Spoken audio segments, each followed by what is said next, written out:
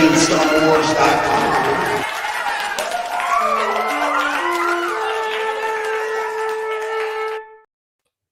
Boo! I'm happening. Oh no!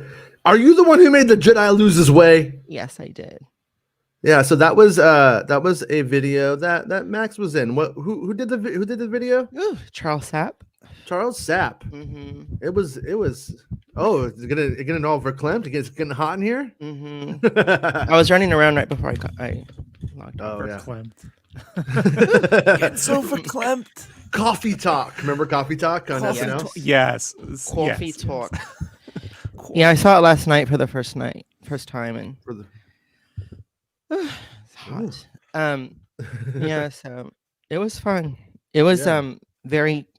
it was a quick photo shoot. I mean, video shoot. yeah. Yeah. So yeah, that was fun. You don't usually. I don't think I've ever heard a song where Empire Strikes Back is literally dropped in the song, like I know, the actual so- lyric. I was like, shit. He was like, I'm no respect. He went there. He was like, you know what? I'm no subtlety in this one. No, is he literally- was very. He made it sound poetic. It sounded pretty. yeah. So how's everybody doing today? Good. How are you? Good. Actually, Max, you can't do that, Max. I'm afraid Oh. you are beatboxing the microphone, and we've already done one Max music video today. We're not doing two. I'm sorry. I know you want to make this the Max show, all about you, but today it's about us, Max. Okay. I'm kidding. I'm Just sorry. us simps. No, I forgot. Somebody called us Star Wars Simps in the comments before we started. It was pretty funny. The Yeah. Star Wars Simpsons. Star Wars Simpsons. Awesome. Yeah. Dope. I'm Lisa. I do my homework. Am I Marge? Marge sent you. All right. Well, anyway. I could be racially insensitive. Apu. No, don't. Oh yeah. Don't do that. I'll be right back. I'm gonna stop my camera. Okay. Cool. Okay. So today we have an exclusive Star Wars story for you. Before you do, I Yeah. gotta know if you could be any character in The Simpsons. If you had to be one, right? Who would you be? That could be any character in The Simpsons. Who would I be? Just if say. Yeah, that guy. That would be a pretty good job. No, I think I'd roll with Krusty. He has the most interesting life. It's as far away from me as it gets. I don't know, man. Nobody really fucks with them too much, and he gets to go at people. Sounds like an okay. Yeah, but gig. then he comes home and he's like abused, right? We don't know what his life is like. The bully. I don't know. I think you just got really dark up with The Simpsons, bud. Does that actually happen? Did I? I Yeah. mean, there has been It's the- 3,000 It's the seasons. tone of the so show. maybe I missed the one where Michael Jackson comes back and Happy the tone Birthday of the Lisa's show, in. Jason. I don't know. It's all I don't know. somber, you know. Yeah. See, today I got Revelite in my face. So yeah, today I decided to do a little tiny exclusive, a little tiny some bit of stuff. If you've been following the Making Star Wars show, you probably picked up on a lot of that, but a lot of people can't watch 2 hours of the show every day. So I was like, you know what? I think I need to put it in the text because I was seeing people talking about stuff from the articles, but kind of missing these points. So I decided to roll with this. And if anybody wants to support the show, they can become a Patreon supporter where you'll get exclusive audio of the show, or you can become a channel member and allows you to have ability to chat with the show. And, I will do an in-depth deep dive on whatever you want to talk about whenever we're having our shows. So by all means, if you could support the show, it's great. Thank you. And as Rob always likes to say, you can just let the video play to the end if you can't support the show right now, which I understand. Gas prices suck. But to be fair, the show to become a channel member is less than a gallon of gas a month. Think about it. Tentative. Well, I don't know if that's selling the show, honestly. I think it's being like, I better not spend any money right now. Asterisks. Joel says you're a sexy Flanders, so I think you got a boyfriend. Congratulations. Okay, so Hi dilly. Wait, are you there, Disco Cutie? because I wasn't sure if she was just turning off her microphone or going microphone only today, but I guess she's gone. Okay. So let's get to the article since we're about 5 minutes into the actual show now. Here we go. So exclusive Star Wars Obi-Wan Kenobi Revelations. See what I did there? See what I did there? Dun, dun, dun. Her past and her present. So You I should be have writing these panels at Celebration, by the way. Oh, thank you. Although I would just be like, here's the whole series, and I would just play the whole series. They wouldn't like that very much. They kill you on stage. You know? I'd be like, All right. I'm like, Ewan, why are you dancing around this? I mean, I already put it on the site. Just say it. Anyways. All right, here we go. Revelations. I have said a lot about Moses Ingram's character. A lot about Moses Ingram's character, Reva, in Star Wars Obi-Wan Kenobi. Most of it has centered around her brutality. However, this is Star Wars, and usually there is some humanity behind the anger, and Reva fits this mainstay perfectly. Reva's humanity and anger plays into the endgame of the story of Kenobi, so it will not just be some inconsequential emo villainy. Her perspective actually has some real emotional validity and consequence to the story. In the limited series, audiences will get a glimpse of Reva taken from her family, innocent and confused. She is turned into a warrior for a corrupt Jedi religion. Then, because of the Jedi, she is almost killed in Order 66 and then forced to make a choice to become a killer for Darth Vader or die. On a side note, I almost spit out my coffee when I saw this excellent Star Wars The Old Republic trailer for Disorder. It really is not far off from Reva's story in the most basic of ways. In this concept, Lucasfilm is this concept Lucasfilm seeding the idea as to why some Jedi would grow up to take the Jedi Order, or just parallel thinking? I found the timing very curious. Reva and Kenobi. An anecdote of interest conveyed by crew members is Obi-Wan understands and seemingly empathizes with Reva's perspective. I do not mean to say he condones it, but perhaps he can see why Reva feels the way she does. After all, Kenobi's experience is not all that different from Reva's in actuality. Obviously, Kenobi and Reva will face off against one another over the course of the story, but sources have explained that Obi-Wan does not just try and kill her. Eventually, Kenobi has to actually place his faith in Reva doing the right thing, knowing it will cost Reva considering she is an Inquisitor answering to Darth Vader. Over the course of 6 chapters, audiences will meet Reva as she flees capture, is caught, and turned into a stone-cold killer. We will see the Grand Inquisitor belittle her ability and potential. We will see how she has been pitted against the fifth brother in a rivalry that only stands to make her lose her humanity. Reva, in her self-hatred and in the hatred of her own kind, can kill Nari. She can cut off the hands of people in Anchorhead for standing in her way. She can try and kill Obi-Wan Kenobi himself. But can she kill an innocent child like herself all those years ago, taken from her family and foisted into a conflict which began before she was even born? Where is the line for Reva, and what are the consequences? Then I say, come hang out, talk Star Wars with us here. And make sure you subscribe to the show, like the videos, become a Patreon supporter or a channel member, and yeah, be cool. So there was quite a bit in there, actually. If you read it and read between the lines, you know, and of this one. So like, and there's like some, I have to obviously stop myself before I go too far on this one. I could only go as far as sources will allow me, obviously. So, hey, Chris. Chris asked, does Obi-Wan and Reva have a lightsaber battle? Yes, Reva and Obi-Wan will have a conflict. They will clash. So, and but obviously, Kenobi goes up against Darth Vader, right? I mean, I'm doing a little bit of just like fan math here. And Obi-Wan goes up against Darth Vader. Darth Vader and Obi-Wan fight. Obi-Wan Kenobi doesn't win against him right away because his powers are he's rusty. I mean, just to put it frankly, he's a rusty Jedi. And as we move forward in the story, he becomes his light intensifies, if you will. As the light in him brightens, so does his ability and his power. And as I've talked about in other ways, this will allow him to eventually talk to Qui-Gon Jinn, and eventually to even see Qui-Gon Jinn, who's been with him the whole time.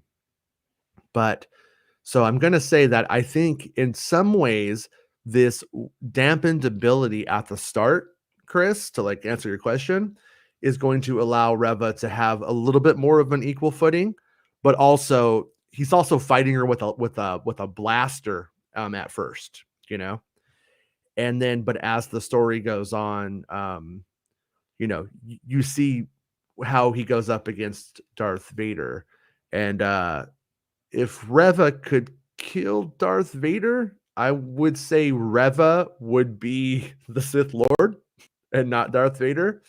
So I think what we end up having is an emotional sort of conflict where Kenobi has empathy for Reva. He understands where she's coming from.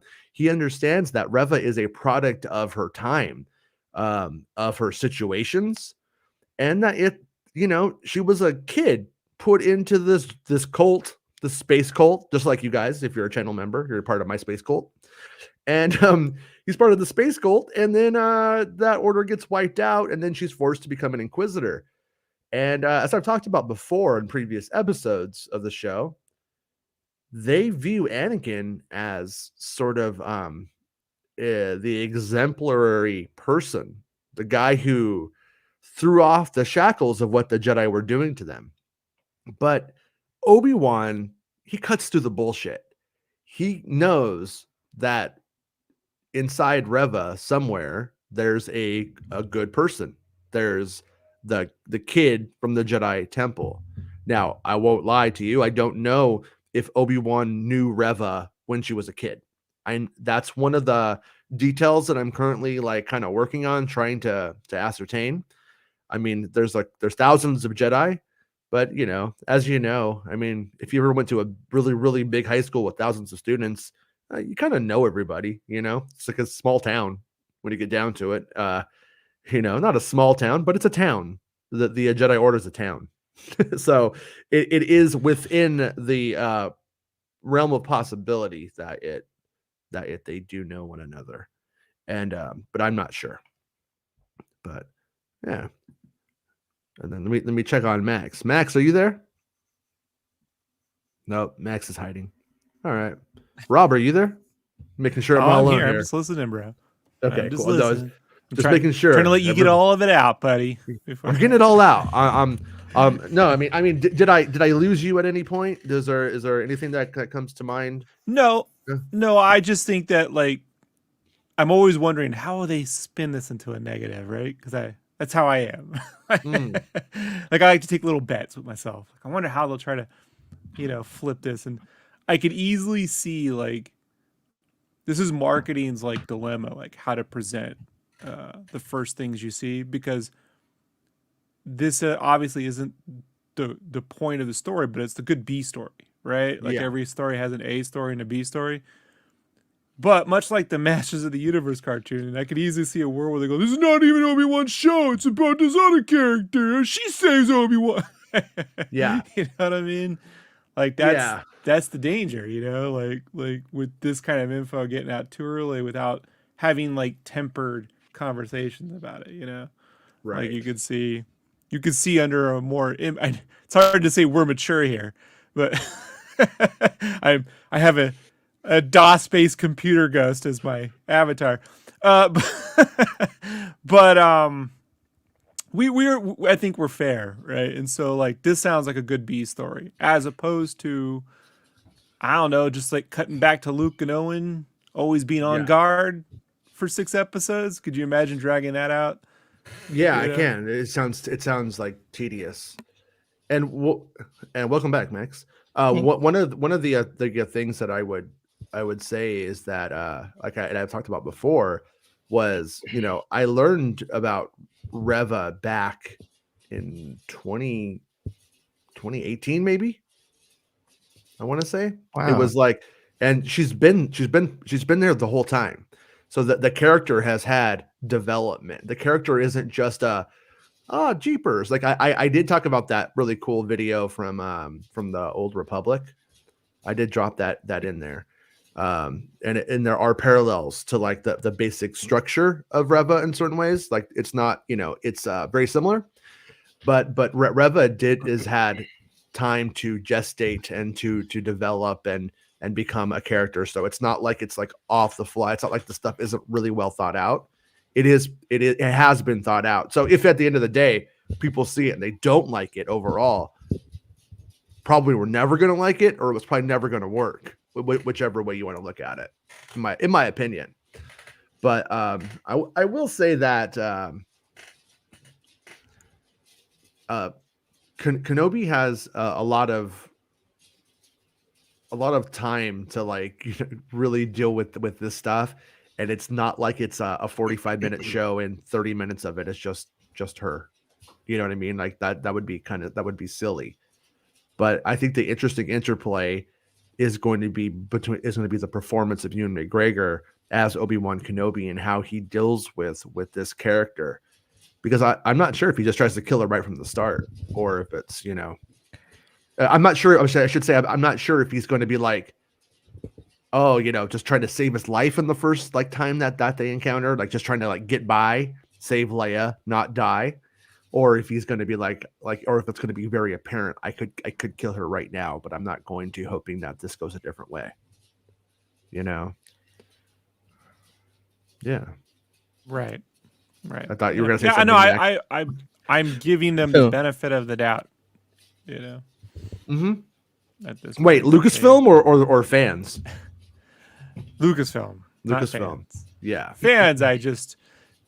These people, they have an agenda, right? Like it went from Whoa Mandalorian to Cara Dune's the greatest fucking character ever made. Those guys, like, yeah.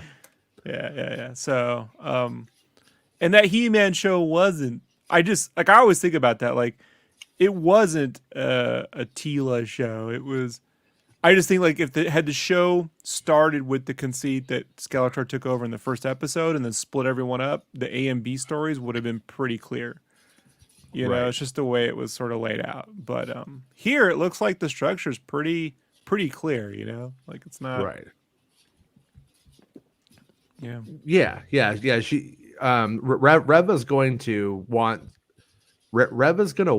things in this show, and that's the one thing that I don't know if I quite get. There's also there's a real corny universe, Jason, and I'm not saying they would ever do this, but there's a corny universe where at the end they go, "What we need is a revolution," or some shit like that. And it's like, and then they're all lifting up the flags and shit. It's not gonna happen, but that's good though. No, that definitely doesn't happen. But what I think, or I guess what I'm trying to say is, she has this like the one thing that I worry about with the character, just from what I heard, and obviously there could be things that I just don't know, so anything is possible. Mm-hmm. But is that she's in this rivalry with the fifth brother, and that's what's used against her to make her do these things. It's part of her motivating. It's part of her motivation. Mm-hmm. And the thing that I don't quite like understand is, in a way, like, to what end? Is it just validation? Is that the kitties? No. I'm hearing like little gremlins going. Oh, that's my air conditioner. Remember I told you it was loud? Oh, okay. Sorry. It's okay. No, I was making sure I'm not going crazy, because I am kind of crazy. But yeah, so it's like is Reva's in this competition with the fifth brother. I am afraid that it does play out like a He-Man episode. You know what I mean? Like it is kind of like remember how like Hux at first was this like crazy maniac who was like giving speeches to thousands of troopers, and you could see like where he really actually did have power and how he was really getting off on power. so you kind of understood it. But then at the end of the story, he was just like, I just don't want Kylo Ren to lose. I don't even care what happens to all that. It was just like, what the fuck, like, and I'm kind of hoping that in the story, whatever it is that Reva wants, I hope it makes sense to some degree. Like, we know what Obi-Wan wants. He wants the Sith gone. He wants the restoration of the Republic. He wants Luke Skywalker to be safe and Princess Leia to be safe. And he wants, the Jedi to return and for peace and justice to reign again. And hey, look, if what she wants is just so what happened to her doesn't happen to someone else again, that's motivation enough, like that's a redemptive arc in a very personal way. It's just like, this happened to me, I was a part of it, I'm not going to let this happen again to someone else. There's nothing wrong with that. Sure. Okay. Yeah, and maybe that's what it is. I mean, maybe you're hitting the nail on the head. Is that it? Yeah. Does that Reva wants to? I mean, at the same time, though, I mean, like, I can see like that part of the perspective, but at the same time, Reva's, I mean, the Jedi Order is mostly wiped out, but maybe eradicating every last one of them is her goal. She does seem to hate being an Inquisitor, though. She does seem to like not. I mean, based off of a couple of things I've heard over the years, it sounds like she doesn't want to be one.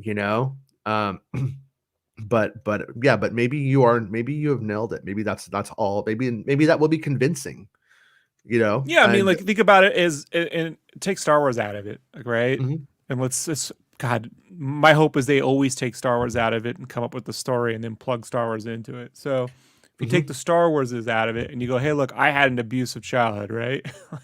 There was a divorce, there was some family violence, you know what I mean? People were physically injured.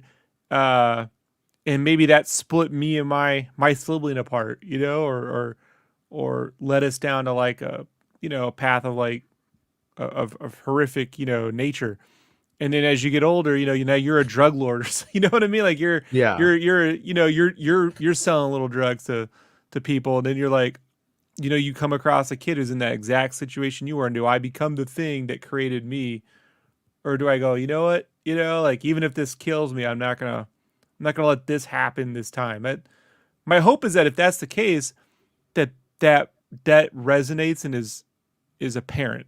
You know what I mean? Like, we don't have to do the thing with Star Wars, since the prequels specifically, is we've had to do a lot of fan explanations where the movies sort of don't say it clear enough, like in a way that, I mean, not to hit your head over the way, but it's pretty clear to get the themes of the movie Nightcrawler with Jake Gyllenhaal, right? Like, you don't have to go and read into a lot of it, Yeah.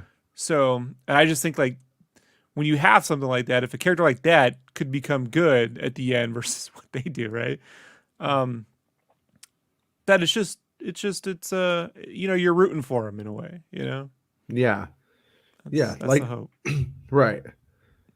Reva, Ewan says, Reva is turned into a warrior for a corrupt Jedi religion.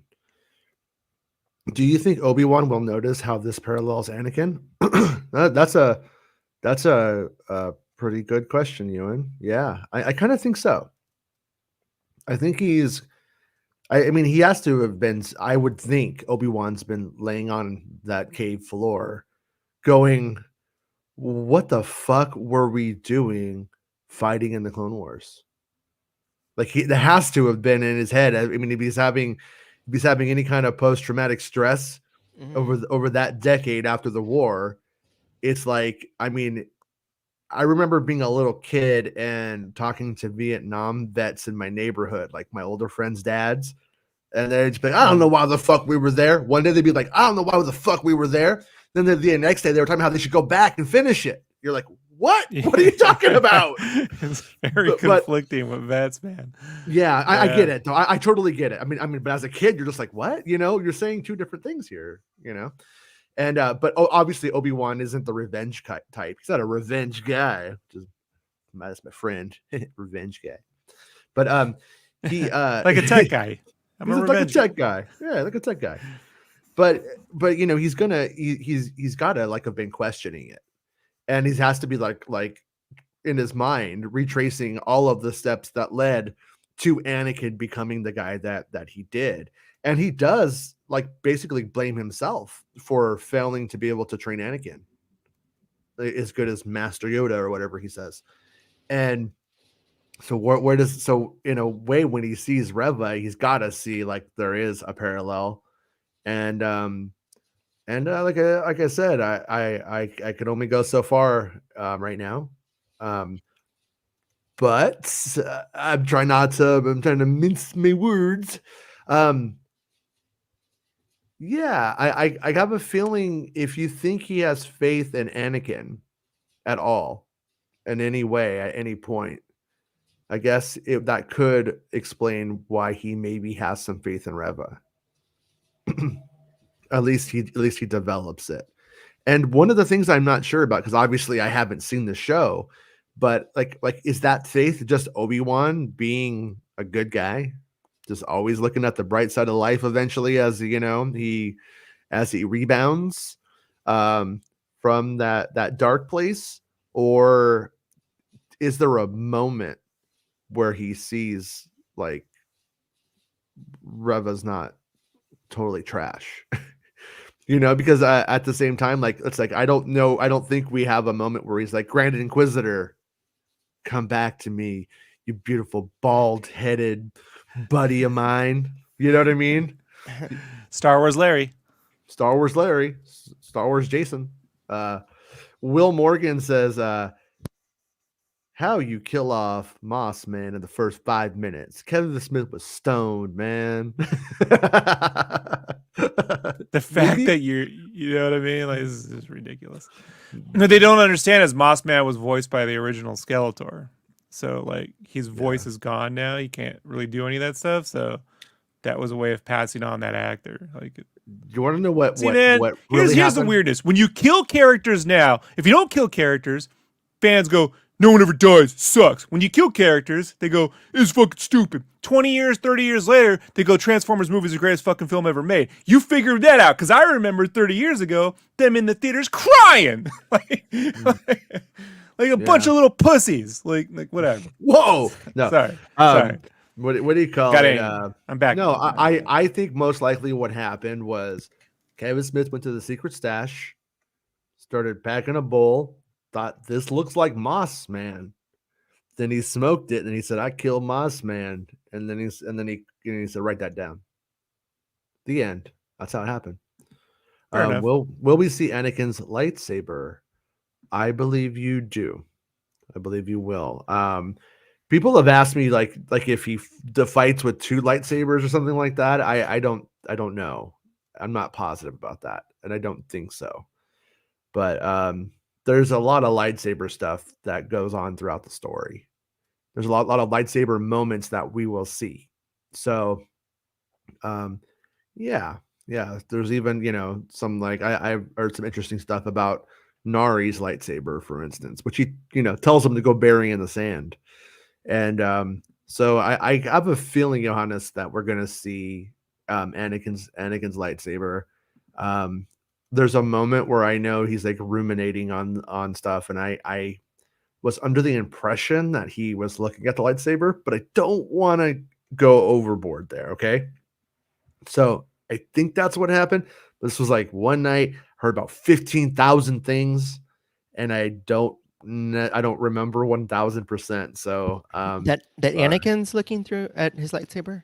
No, Obi-Wan. Obi-Wan has, Obi-Wan is looking at the lightsabers. There's like this like moment where he's like, because like there's like a lot of stuff that was filmed, and obviously I don't know. I don't know what the final edit of all of this stuff is, but like there's stuff like where like this bully is like messing with the workers that he works with on that space whaler thing, Mm-hmm. Like I said, he wants to kick the guy's ass. He's sort of like an Unkar Plutt type.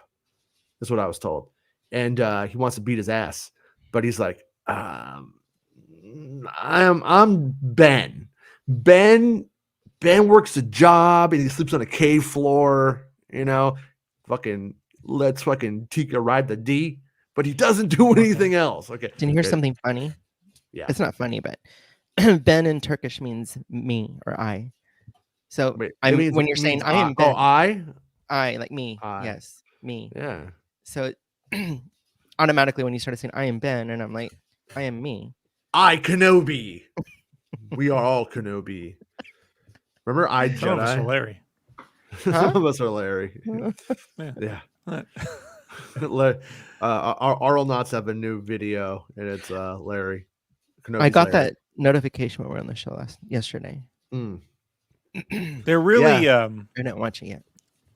they're really doing good with the where you say something, but if you put it over an image, it changes the context of the whole thing. Like, I don't know what that, like, if I say I don't know, if I say hot dogs make me fart and I show you a picture of, like, I don't know, the Queen of England, like, it just, you know what I mean? It's like, if she has an uncomfortable look on her face, you think she farted because she had hot dogs, kind of deal. Do you see what I'm saying?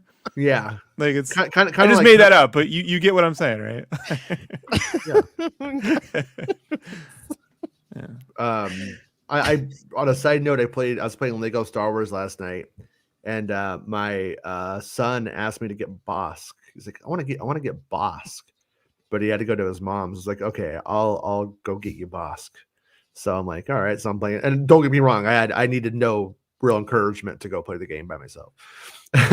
But I want a keg of Bosk. I want to no, but but the quest for Bosk, I feel like was written by the Arlnauts.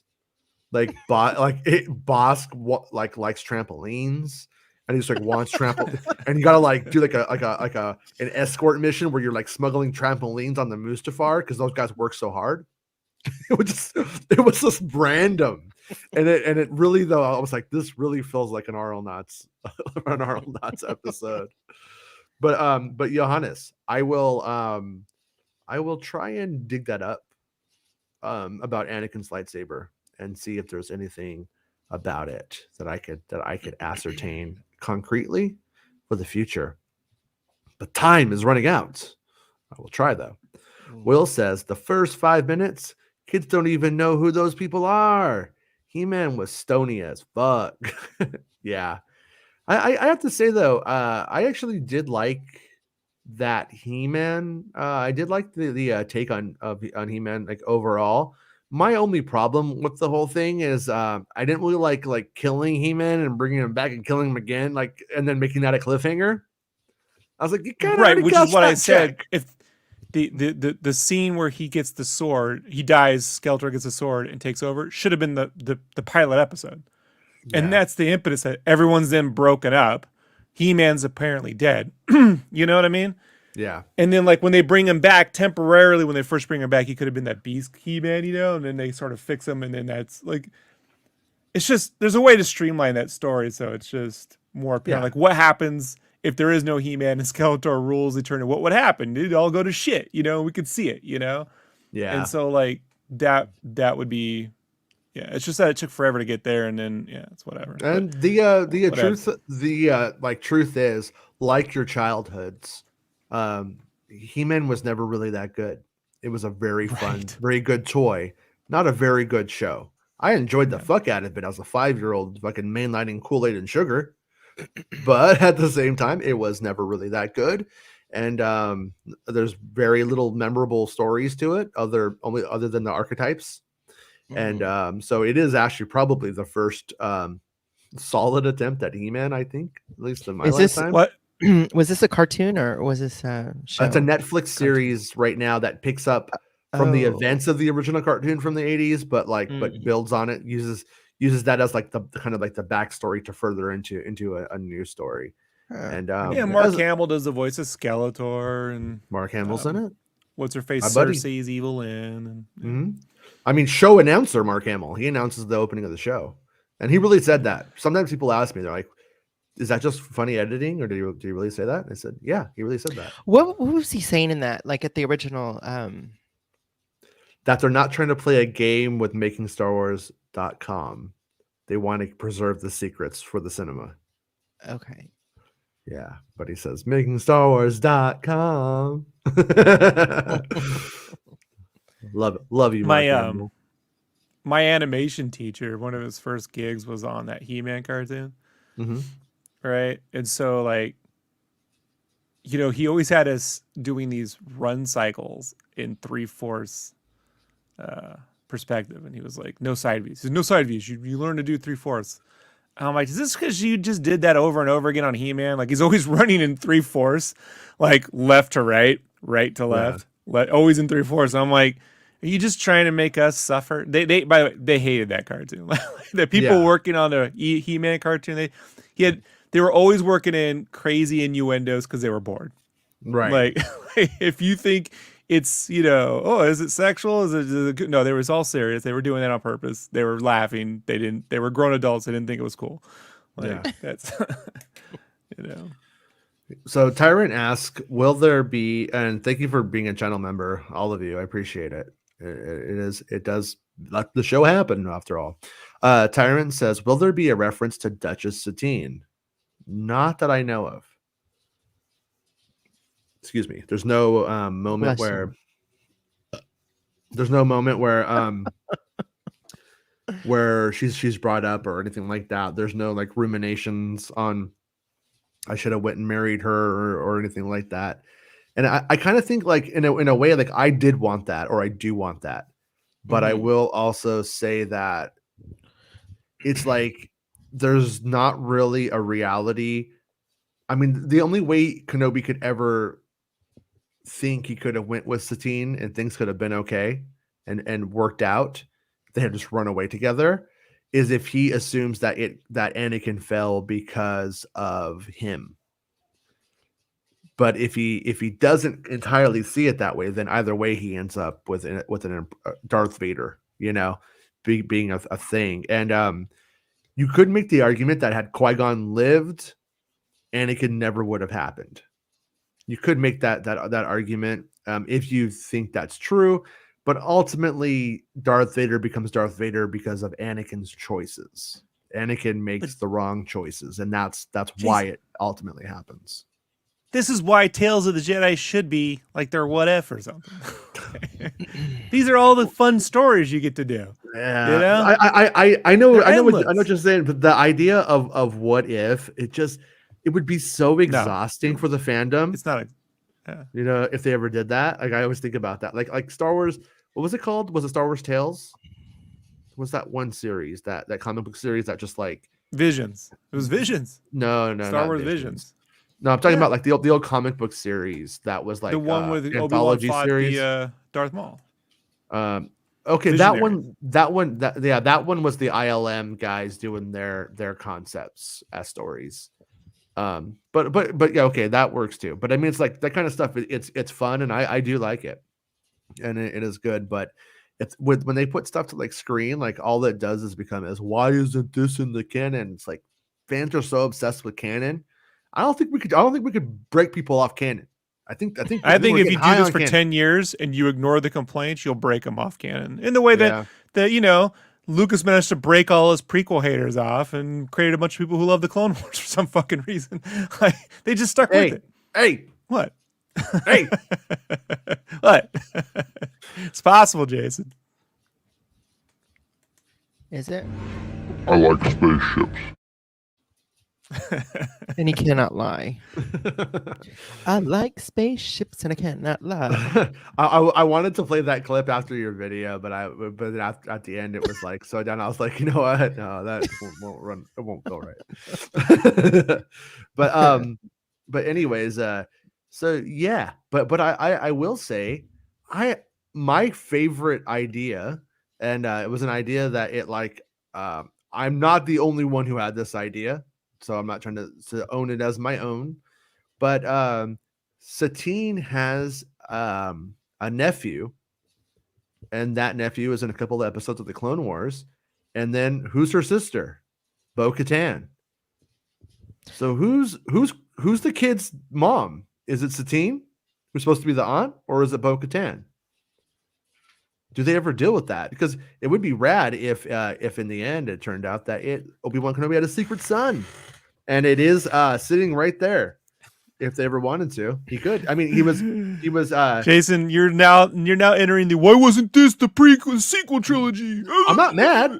No, I'm not mad about it. I'm not. No, I know, and I'm not saying it's true. The sequel. No, back during the sequel trilogy, I did wonder if that's where this was going to go, because his name is Corky. Okay, if you grew up watching Life Goes On like I did, you're like, come on, does his name have to be Corky?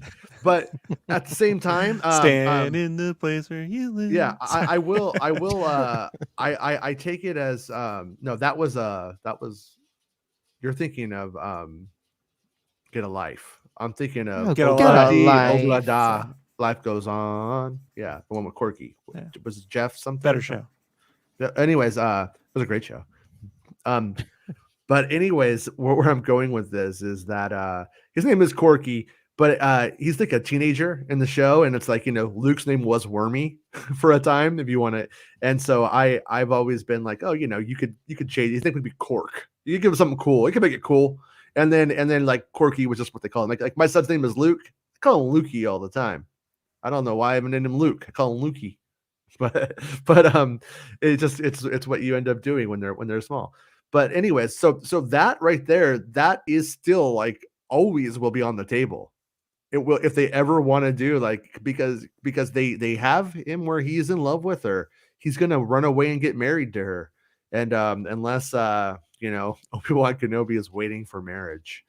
But I don't know. I think if I'm on Mandalore with Cate Blanchett and I'm like 20, I'm gonna get Cate Blanchett pregnant. If I was Obi-Wan. Yeah. Oh yeah, put a baby in that. So I get, so anyways, that possibility has always been on the table.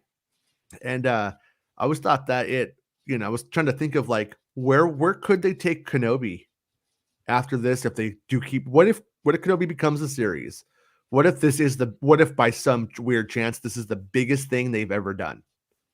And they're like, we got to do more. We got to keep it going. Then you do start to have like something moving in that direction. I do think it would be wise of them. I'm not super big on lineages and stuff like that being important, but I know Star Wars weirdos are. They can't get over it, and then they made Rey Palpatine and all that because of that reason alone. And so I'm a little bit like, yeah. So but I am like, a Kenobi lineage coming out of that storyline could be cool, and that would maybe allow them to tell that story. You know what I mean about Qui-Gon, and I mean you could de-age Liam and you could de-age Obi-Wan and get Cate Blanchett to play Satine. It's based on her. It's based on off of Elizabeth, and de-age them all. Do that story, and that would be pretty good. And then you could bring it into present time and have Kenobi having to deal with the fact that he does have a kid out there. And wouldn't it be kind of interesting if he had a son and then he goes runs away with Luke and dies for Luke? That bastard. Or actually, Corky's the bastard. All right. Hey, I'm a bastard, so I can talk about other bastards. I have a half brother. Another feeling. Sister. They always call me John. They always call me the Jon Snow of the family because I'm the bastard. Yeah, I'm a bastard. Say that. Well, I'm proud of we're it. bastards. My mom. I met my mom's mom. My. You mean your grandmother? Do I call her a grandmother when I am 4 years old? And she's like, "This is your grandmother." And she looks at me. No shit. She says, "So this is the bastard?" I looked at her. Fabulous. I looked at her and I was just like, "You old bitch." I didn't say it, but I was just like, "You old bitch." And then that was, I think, the last time that they ever talked. But yeah. Did you think it was a cool sword? No, I knew what a bastard was. I knew all the bad words by the time I was 4. I was pretty much pretty into it. As you can see, it's become a lifelong passion of mine. I could tell. Yes. So yeah, but anyways, Tyrant. Yeah, I would love for them to actually pick that up though and do something with it. I think they're kind of, I wouldn't say foolish, but they're missing an opportunity to actually do something fun with that. And it would connect Kenobi to Mandalore, because Kenobi's son would be half Mandalorian, or a Mandalorian for that matter. And but I don't know. There's been almost implications that he's dead, I think, but it's not really clear. Yeah, so could be fun. James says, "Hey, Jason, there's a Hey, Jason. documentary on YouTube of the failed attempts of making another He-Man movie over 30 years. It's pretty good." All right, I'll watch it. I like. I've seen a couple of documentaries on like the toys. I've seen the special on the toys that made us on Netflix. I like those I like those shows as like very broad things. They're a little condescending and overly snarky about certain things. They lie sometimes too, Jason. Do they? Oh, the Kevin Eastman one's just outright bullshit. Like, okay, they put this whole thing together where they get Kevin Eastman and Imperial Lair like they hadn't seen each other in 50 fucking years. And I'm like, they know each other all. They're at signings, and they even, this is point of contention. Like he's talked about this where he was born in like, was it Portland, Maine or whatever? Like he's born in Maine somewhere, Portland, right? Oregon? Some real basic. No. Like in Maine, he's born in a town in Maine or some shit. Is he Antifa? But they kept saying another town, like in the fucking series, like, you know how Freetown. I went there, I can't remember it. And they're like, yeah, and he was like, no, you know, like, why do they? And so apparently he was saying that when someone keeps changing his Wikipedia to this fake town, and he has to go back and change it to where he was really born. You know? So and he's like, and the only guy who's ever brought this up is the Toys That Made Us dude. So he's like, is this guy like fucking There's somebody Yeah. I follow that she's well known in a certain community, and people keep updating it with lies, and she kept going back, you know, having to change it and stuff, and then finally she just like let it go because, you know, so I find that's funny. It's just, sometimes you just got to roll with it. Unless it's Star Wars people, because they make it way over the top. Anyways. And there's something funny. Nah, never mind. I don't want to get into it. Let's just say somebody was fucking banned on Twitter as a fucking monster. I think it's funny as fuck. Anyways, the Talking Sith says, will we see a young Kenobi? Will we get names for the other Inquisitors? Obi-Wan could provide these for us. Hey, Talking Sith, how's it going? We gotta hang out. Anyways, will we see a young Kenobi? Well, we'll see Attack of the Clones Kenobi. Excuse me, if that counts. But we're talking like a child Kenobi or teen Kenobi.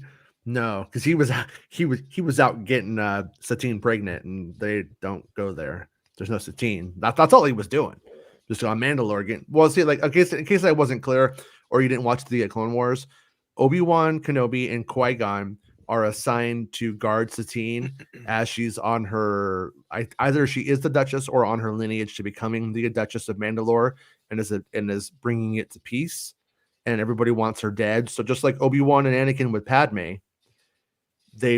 Lucas created a story where Obi-Wan and Qui-Gon did the same thing, and Obi-Wan is about to run away with Satine and get married to her, but they decide that they both have bigger things to do. And at one point, though, Obi-Wan tells her, if you had just actually asked me not to become a Jedi, I would have left and married you, basically. And so you're like, oh, that's sad, you know, love.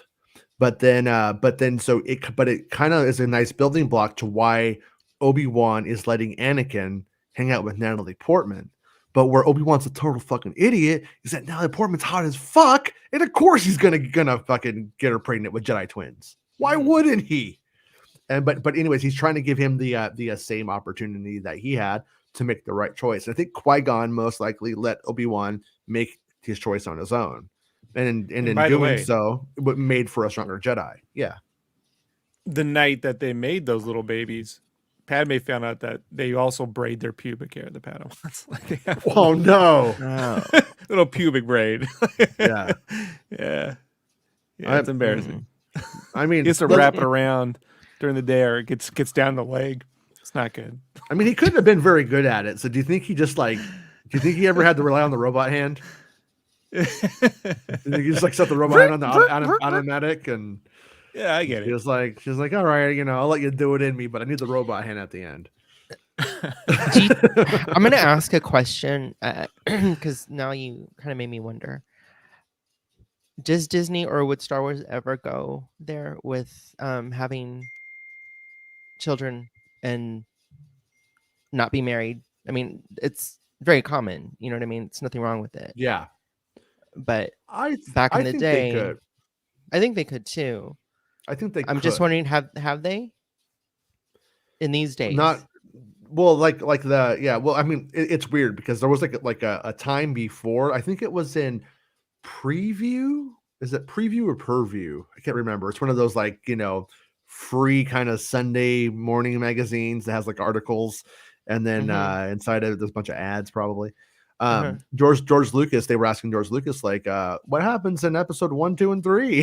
George, tell us. And he's like, well, in the first one, they're Jedi doing what they want to do, and then in the second one, he gets married. And I'm surprised, like George Lucas actually was like pretty upfront with like what the story was. But and he's like, but I don't know if they get married or not in space. So because it's a concept, and he was like, I don't know if that exists in Star Wars. I haven't decided yet. Yeah. And so I mean, in my opinion, Owen and Brew aren't married. They're just shacking up. Yeah, the whiteboard was very sparse on that one. It was space or not to space or not to space. That was not to space, not to space. No, but then he ended up going and giving Padme that fucking awful fucking little head thing when they get married. God, I hate that thing. You do? I just want to tear it off her fucking head. Yeah, what is that? It looks like a fucking old timey maid or something. It looks like a fucking doily. Like somebody just dropped a fucking doily on Natalie Portman's head. Of all the shit that she wears, that's the thing that actually annoys me. That's the thing where I'm like, what the fuck is that? Yeah, dumb doily on the head. I mean, that's when I knew Anakin really loved her, because look at that dumb thing on her head. Still married her. But anyways, yeah. So anyways, we don't see a young Kenobi other than an Attack of the Clones era Kenobi, if that makes sense. And then when we get names for the other Inquisitors, not that I know of. I asked about that a few times. Obviously it's been months. It's been, or even almost a year now. We're getting close to the summer. It's been almost a year since I learned all of the stuff about the Inquisitors. And on that front, I don't believe so. I don't think the other Inquisitors are really that important. I think Reva is our Inquisitor. Like that's who we focus on. And the fifth brother, he's just a foil, if you will. He's just the, I got to do stuff before this guy. He's just walking around doing his thing. Before he dies in Rebels. Before he dies in Rebels. Does he die in Rebels? He does, right? Yeah, he does. It's been a long time since I saw is that spoiler for somebody? No, they should have watched the show. Oh, Max, why'd you ruin it?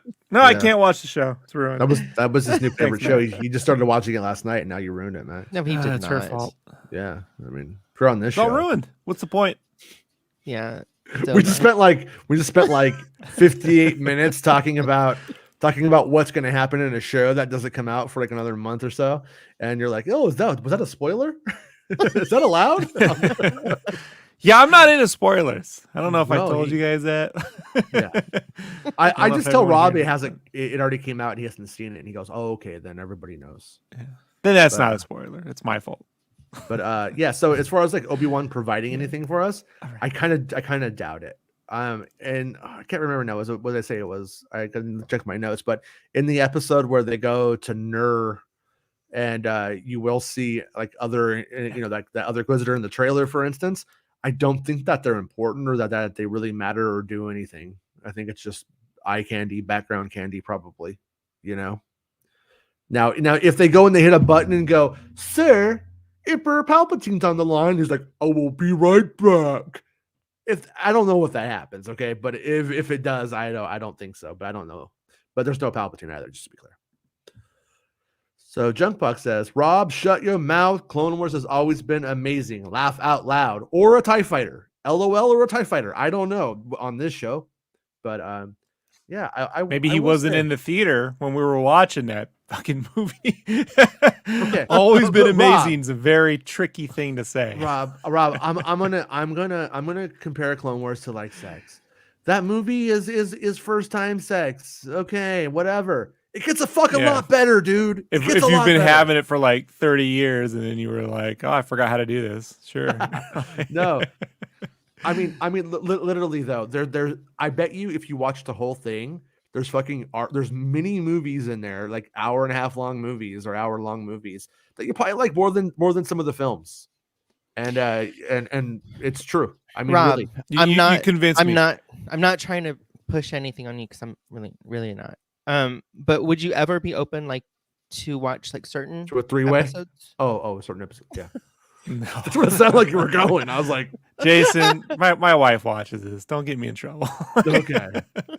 All right. Okay. No, but would you ever be watching? Well, ever I tell be her I open to watch- tried, but you said no. Sorry. Go on. Sorry. No, but would you like Go on. even like maybe the best episodes? Would you ever? We'll see. We'll see. You know, I asked Jason if he put together. I'll try to watch it. Or the thing is like, let's do this. you don't need to enjoy look. How many Batman stories are there you've never read? Right. I mean, how many people here speaking know about the Marshall Rogers era of Batman that really gave us a lot of the Batman we know today, but no one really knows. Gave us Jokerfish, gave us all this stuff. So there's whole eras of things you just go, yeah, not my thing. And I think the problem. I totally get that. But what I'm gonna say is like if you would watch maybe like a couple, and then you suggest something that you think that I should watch because it's really good. No, we're not doing it. No, No, we're not doing it. You're a very fair and honest person, and I'm not. It's bad enough I might have to eat Jack in a Box here in 30 days. I'm not doing any more of this. Clone Wars is not Jack in the Box, but okay. No. That goes right on the box, Max. That's Got the it. quote. MakingStarWars.net. It's not Jack in a Box. Jules says, Corky is Obi-Wan's kid, no doubt. That's what I think too. That's my Star Wars conspiracy theory. My inside canon Star Wars conspiracy theory. It is his kid. The young Boomer. How's it going, Boomer? Corky or whatever his name was totally Obi-Wan as Dean's kid. There we go. We're all on the same page here. Yeah. Like I said, but Corky Obi-Wano. Right? Like that. No, but think about it. made. Court Kenobi. Come on, it works. So what episode was that? Obi-Wan Kenobi is inherently a stupid name, just for the record. Doesn't sound stupid, Jason. I remember as a kid, people would be like, "You like Star Wars?" They'd be like, "Obi-Chan Kenobi," and they would say that at me and stuff. Like they would like say his name really funny at me. So it would hurt your feelings. No, I just said. Well, they were also semi-racist. No, in the 80s did for they say Asian that names. too? Like, To hurt your feelings? No, they No, were just teasing me. Oh. No, it didn't hurt my feelings. No, were And they were saying it to hurt? No, they were just being like, Assholes. being funny. Yeah, I do remember I had to go to camp in 5th grade though. I fucking hated it. And they're like, Jason, you don't look like you're having a good time. I was like, nah, I hate it here. They're all, why? I said, I miss my Nintendo. And then they said, yeah, but we're going to do all these fun activities. And I was like, okay, not really big on your activities. And then I remember like the guy was from like East LA, and he started telling me, he's all, come here, I'll tell you a funny story. And he went into this like 5-minute story about Han Cholo. It was so funny though. I was like a 5th grader. I thought it was so funny. that really should have been on In Living Color, Han Cholo. Yeah. He was like an ex-gang member that was like our cap counselor for some reason. I don't know. Maybe part of his probation. I don't know. But he was cool though. He was cool. Oh gosh. Yeah. I had the camp counselor with all the tattoos. That's life. Didn't Cheech and Chong come out with a parody song, "Born in East LA"? In the 80s? Yeah. Made a whole Yeah, movie. in a movie, yeah. I forgot. And Throw Another Ship on the Barbie, which wasn't a Cheech and Chong movie, but I remember up. it did have a lady I remember as a kid who made horse noises. When she would was, go like horny. this. She goes. Yeah, Yeah, she was like, She was brushing she her was all hair. She's like, she was all into like, yeah. And I remember as a kid going like, what is this? I was laughing. Oh my god! I used That's to. the Corsican brothers, bro. I used They to mimic lost the that soap part. brush and the, you know. Corsican Brothers is pretty good. I don't know. I think it gets a bad rap. And By then the I way, remember Up in Smoke when she snorts the Ajax. I yeah, used to do that every time. used to snort Ajax. No, I would mimic her. Which is like, no, I'm not going to do it right now. James asks, James George Washington, do we know anything about the ships in Kenobi? Vader, TIE Fighter, or any X-Wing appearances? I don't know about X-Wings. Pretty sure the Vader TIE Fighter is in it. But when it comes to do we know anything about the ships in Kenobi? The Inquisitor ship is called the Scythe. And that's the ship that we see mostly going around and stuff. But I'm pretty sure that, I'm pretty sure that Vader has his tie, and that's based off of stuff that was built on the set that made me, you know, how they handled the tie silencer. Shh. Remember that one? Remember the tie silencer? I think it was just like that. I think it was like the same kind of like whole thing, and that was there, and so that's why I think that. Star Wars Anna says, really late today. Smash the like and jingle the bell. Ho, ho, ho. Your mama, your daddy, your bald-headed granny. How's it going, Santa? Hey, Santa. So James Washington said, jingle it now, Santa. Yeah, you jingle it, Santa. You tell him, James. James, did you dingle it? I mean, yeah. Whatever. What do you say? Yeah, James, jingle my bells, baby. All right. The Talking Sith says, I think the comics you're talking about were Star Wars Infinities. Thank you. Thank you, Mr. Sith. You're right. Yeah, Star Wars Infinities. That was the actually one of the only comics that I actually actively read, which is kind of funny because it kind of goes against what I'm saying. But it was true. I was like, you know, these are just fun one-off stories, and they're allowed to have fun and their hands aren't tied. And but I also just found I don't think I believe in an ongoing comic series that is able to successfully do anything that I care about. I would be more interested in them releasing graphic novels. I think graphic novels may allow them the ability to tell the stories that I would like to see or read, but I don't think they'll ever do that either. Tyrant says, Star Wars, setting examples for terrible parents since the 1970s. You did that yourself, is what Obi-Wan would tell our parents, because they did. The young boomer says, young Obi-Wan would be great. Gives opportunity to cast young actors in those iconic roles, or just de-age them. I mean, I will say, like, when it comes down to like young Mark Hamill, they're having to do that onto another guy. But when you actually have the actors playing the parts of the younger selves, I think it's a lot easier. I think and they could actually like make it. They could really do multiple takes. They could really, I think, get it done a lot easier. But we'll have to see how Obi-Wan and Anakin look in the flashback sequence in the temple, where they're training, and Obi-Wan starts to like dissect Anakin's weaknesses and stuff. When that happens, I think that's when people will start talking about that all the time. That's I watched the Mandalorian gallery last night. Yeah.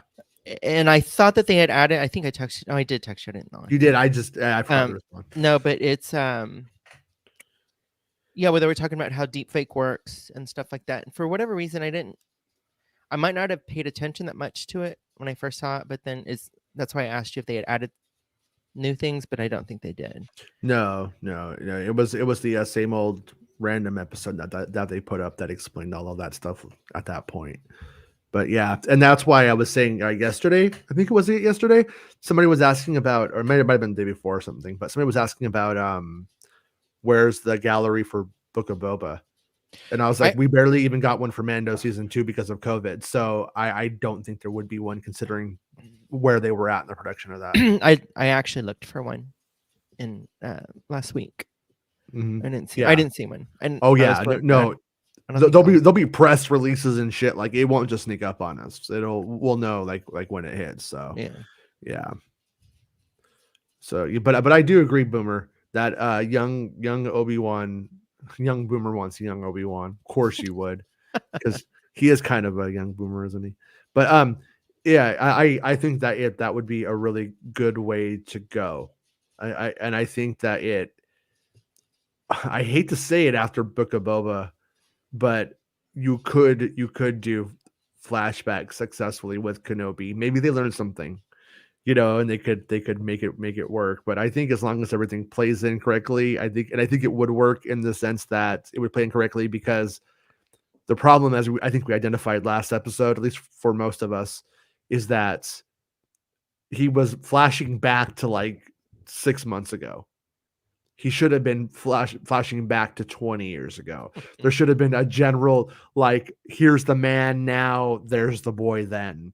And it was just what he was doing a couple of weeks ago. It was just like, this isn't, you don't need this narrative structure for that.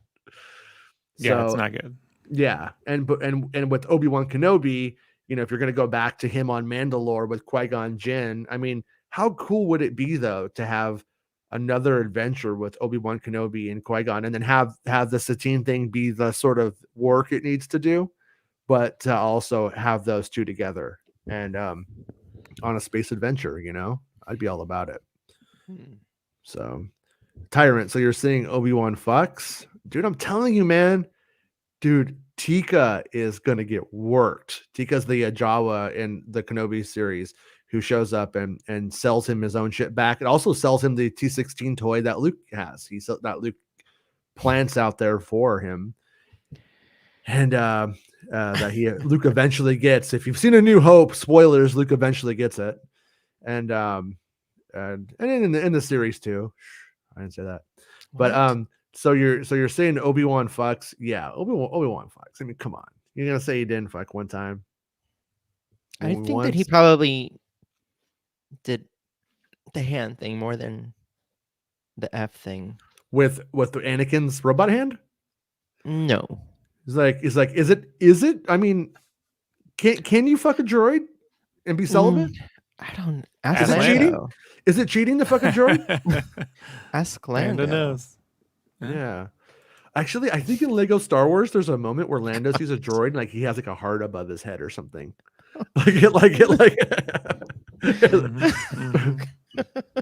Yeah.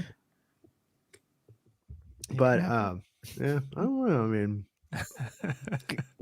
don't kink shame him. How does that work?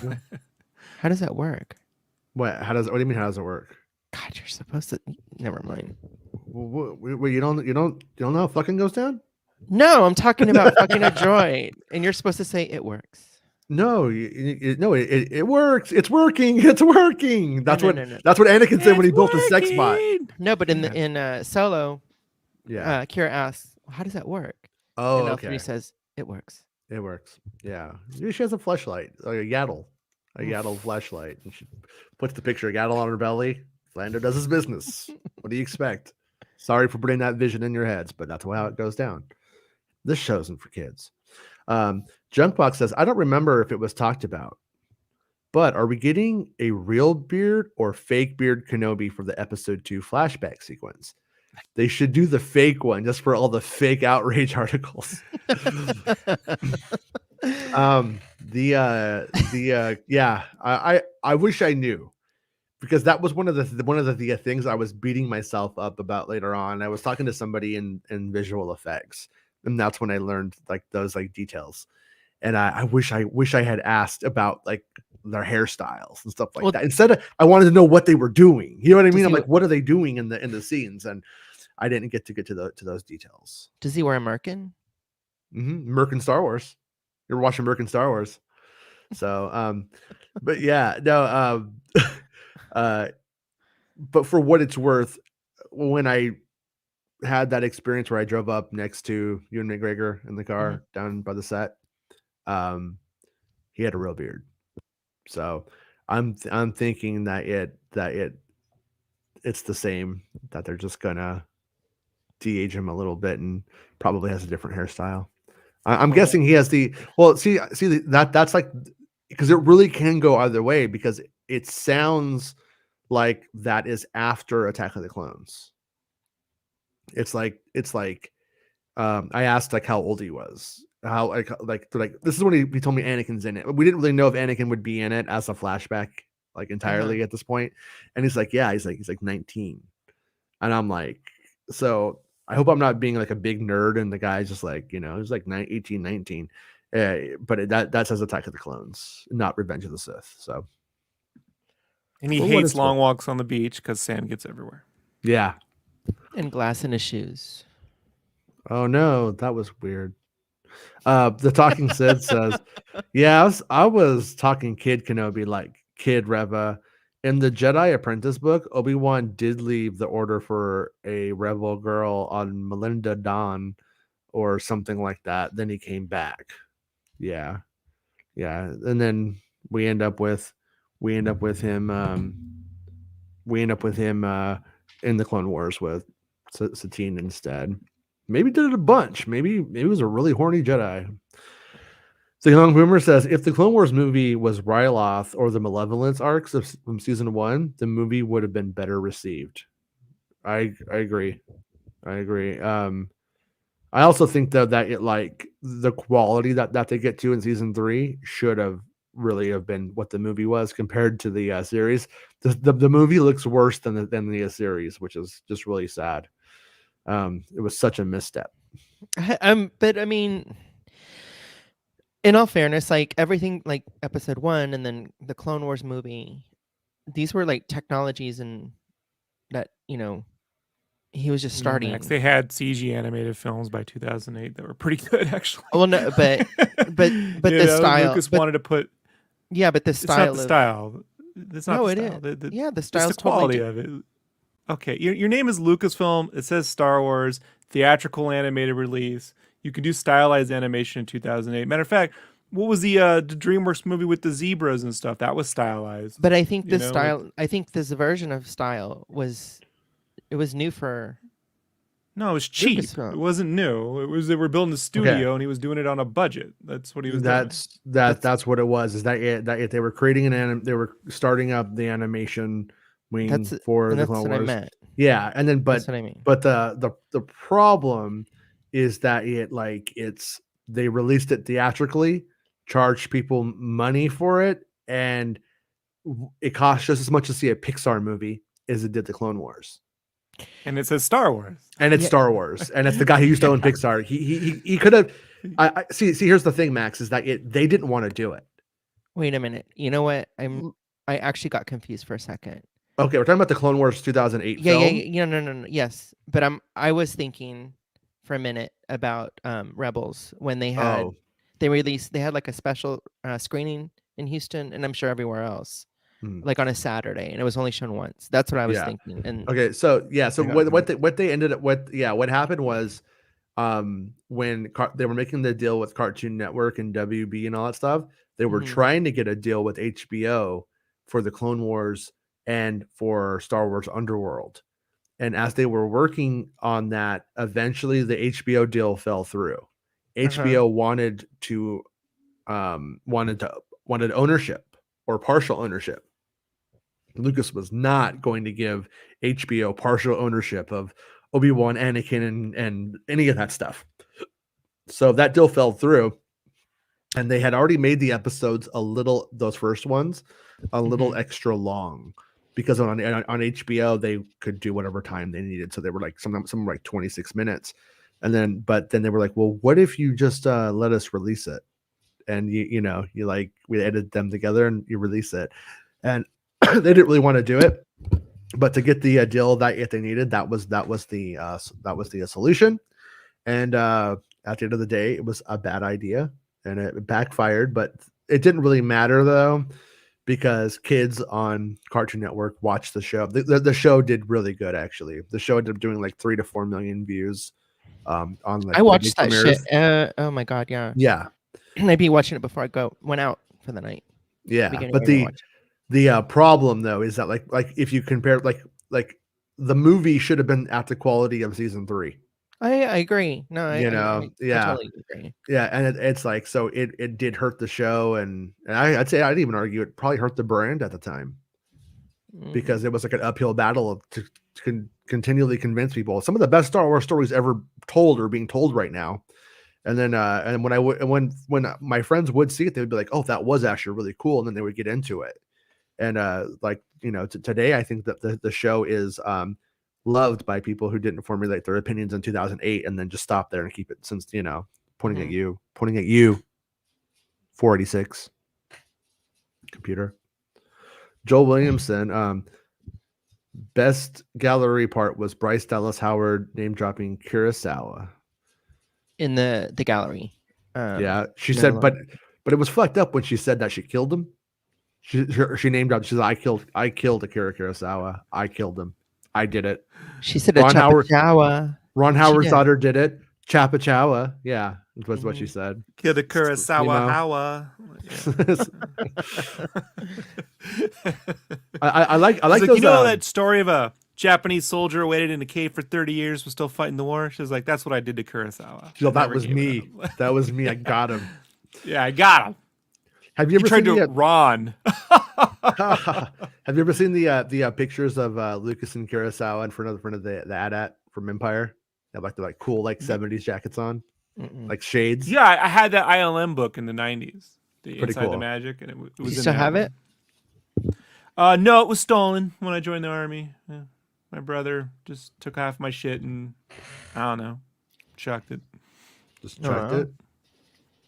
Yeah. That's not cool beans. That's brothers for you, though. Least of what my brother did. Huh? That's what brothers do. Brothers do that kind of stuff, Max. In case you don't know.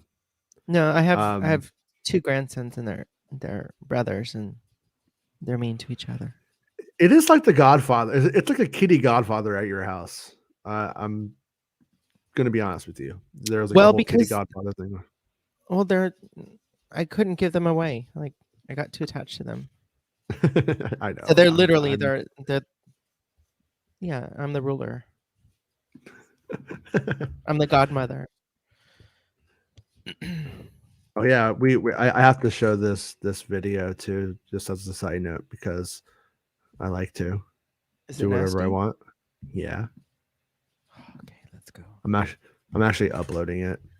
I just saw Tyrant's message. I had it up on the screen for 5 minutes there.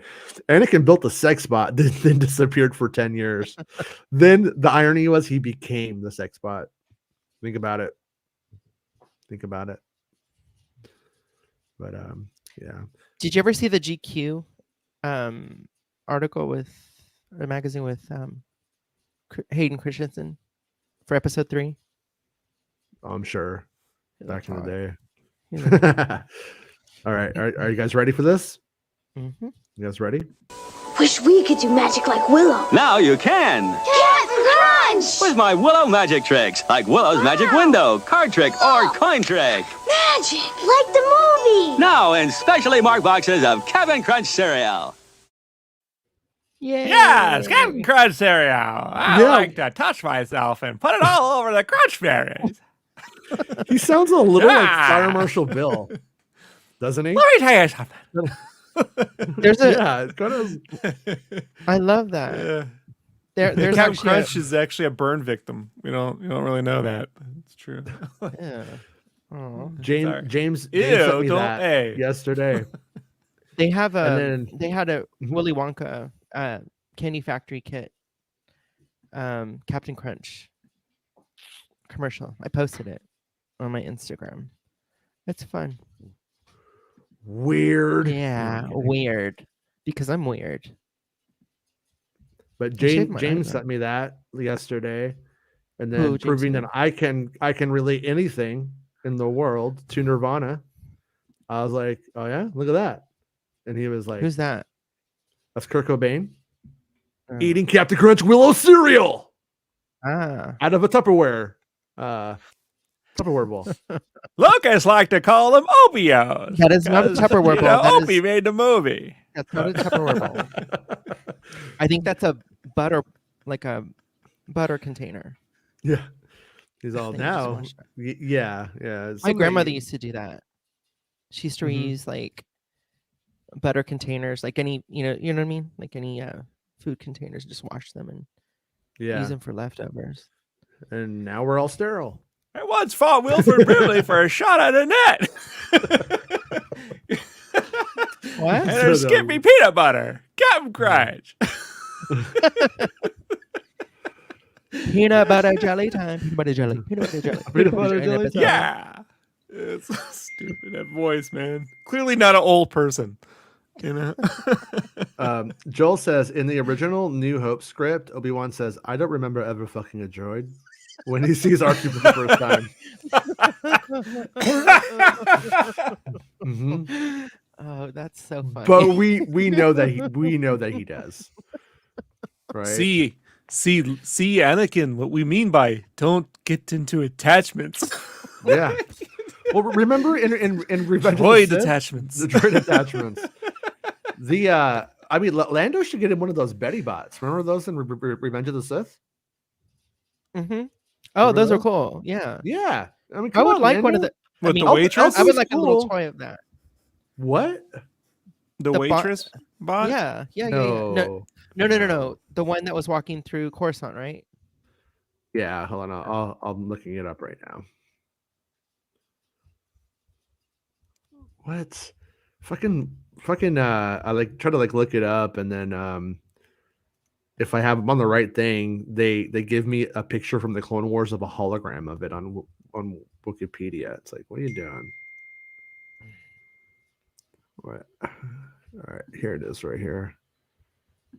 I'm opening the image now, so just be 1 second. Who's in there? It's a really low res image, but fuck it. What can we do? You know? It's called doing a live show. You just gotta wait. You gotta say fuck it. It's a weird Betty bot. But yeah, see? You ever see those, Rob? Yeah, those that's what I was remembering. Yeah. Yeah. Those walk around during the opera sequence. Yeah. I remember that. Yeah, that's why I was there. She's wearing biker shorts. Well, now you killed it. Biker shorts. Or actually, maybe those are like thigh-high boots. That's a little bit better. But they look like biker shorts right now. It's very 90s. They do definitely look like. All right. Or like a girdle, like the undergarment. All right. So I just got part of the site fixed. That dumb Instagram error thing on the bottom, got rid of it. That's gone. Site's been improved. RBS enjoys Bloody Crunch cereal. It's Bloody Crunch. You do that very, very well. Yeah, you do. It's such a weird accent. It's so weird. That Captain Crunch cereal. And it kind of sounds like it's like vocal fry. Like it's like vocal fry for Wilford Brimley. Yeah. Yeah, it's like Wilford Brimley having too much to drink on the golf course. Oh, I got diabetes. I can't even do it, but diabetes from eating no Captain Crunch. Yeah.